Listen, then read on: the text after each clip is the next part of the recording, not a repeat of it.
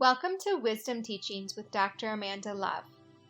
Today's topic, Effortless Stream of Giving. Effortless stream of giving. Giving often feels like effort. In fact, most of us feel like we are giving all day long and find ourselves completely drained by the day's end.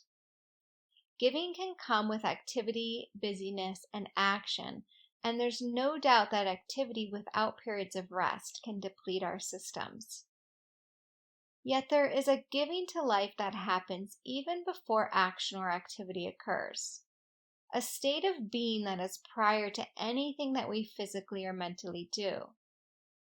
In fact, I'd suffice to say that much of our tiredness and depletion comes not from the activities themselves, but rather from not being in a state of giving while we go about doing our activities. Again, it's not to deny that we need both periods of activity and rest. However, the place from which we come from makes all the difference.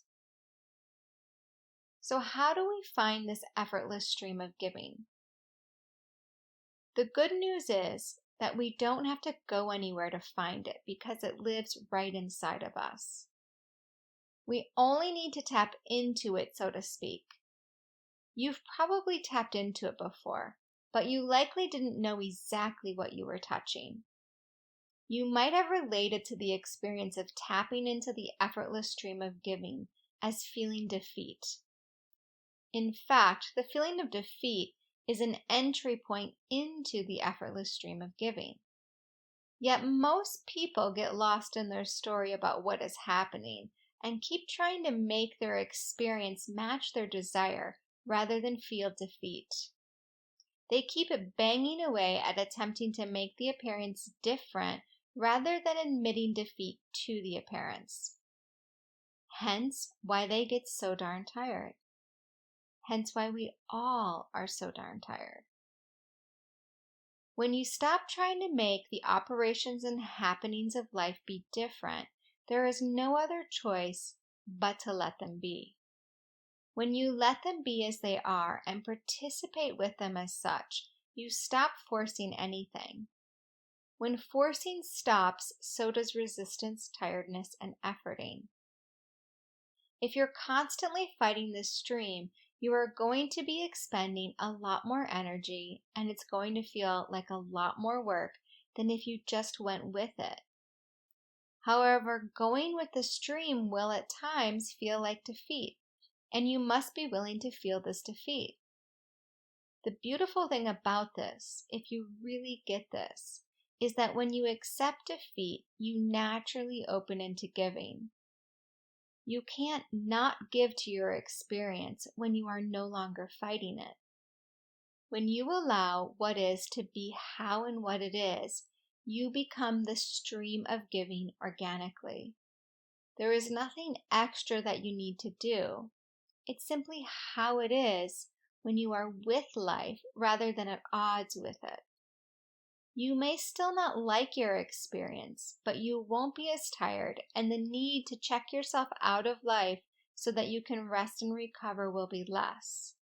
You will start to find and feel rest inside of your experience, and here is where you are actually present, maybe for the very first time. Sometimes life has to kind of beat us up a little bit before we're willing to accept defeat, so that ultimately we learn to live presently in full participation with the unfolding of life. When we are experiencing this quote-unquote beating up of sorts, we often label it under the disguise of the word intensity. You've probably heard someone, or maybe even yourself, say, "Wow, things are really intense right now." It's a very popular spiritual thing to say. I hear that phrase many times a week. When people say this often, they are wanting that experience of intensity to go away. They are internally waiting, though they might not know that they are waiting, until appearances and circumstances change so that they can feel lighter, better, or less intensity. The energy of this inner dynamic feels like wanting whatever is happening to just be over with already. Because once it's over, you think you'll feel better. Once the intensity is gone, then you think you will be able to relax. This is a trap. It's a trap because life is full of intensity. And if you are waiting or trying to force the situations of intensity to go away, you will find yourself doing this until the day your body dies. And maybe even beyond. Who knows? Besides for it being a trap, when you wish your intensities to go away, you rob yourself of incredibly potent opportunities for learning, which I call catalyst. This catalyst, or these moments of extra intensity, bring the gift of breaking us down. Why do we need to be broken down, you ask? Bluntly stated, because most of us are living in arrogant, self-centered ways and seeing through limited perspectives that have nothing to do with what is actually occurring. Most of these perspectives harm us or others rather than being helpful. Yet they can be very convincing that they are trying to help.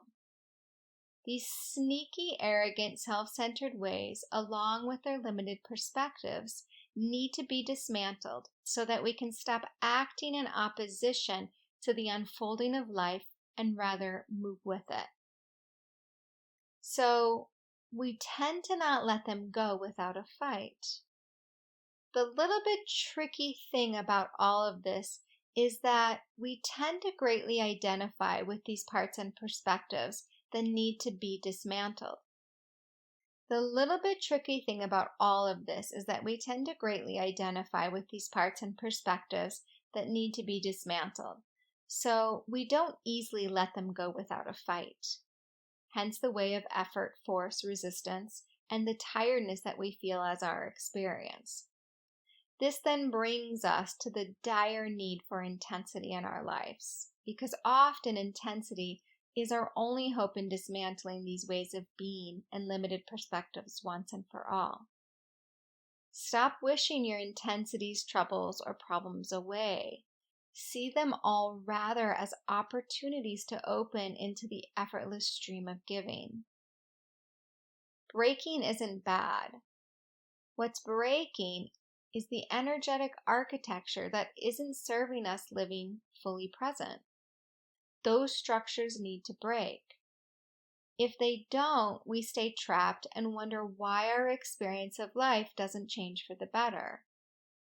Even though many of us try to not feel the break of anything, breaking is natural. The journey of growth is deconstruction and reconstruction. If you aren't regularly deconstructing, then you probably aren't growing much either. Don't try to always make things good. Let them be bad or intense at times. Even celebrate intensity if you can, because within it are immense opportunities for something great to be born.